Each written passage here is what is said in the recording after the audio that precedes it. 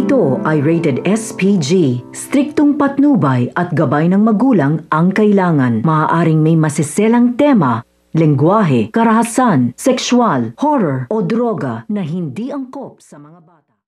Matapos nga makalaya nga nito ni Moira, hindi pa rin nga natatapos ang kasamaan nga niya at agad nga niya na binalikan nitong ngang si Lynette at binangga nga niya dito at hindi pa rin natatapos ang lahat ng ito nang malaman nga nito ni Moira na nagising na nga at maganda na nga ang kalagayan nito ni Lynette ay patatahimikin na nga niya ito ng tuluyan na may nakuha nga siya ng gamot na maaari iturok niya dito upang tapusin niya na nga ang buhay nito ni Lynette. Subalit hindi pa rin nga titigil naman itong ang sina Zoe at si Nerissa upang pigilan ang kanyang ina upang sa gayon nga ay hindi na tuluyan itong mabulok sa kulungan. Subalit pakatutukan nga natin kung maaagapan pa nga ba nga nito ni Zoe ang kanyang ina sa masamang gawain nito.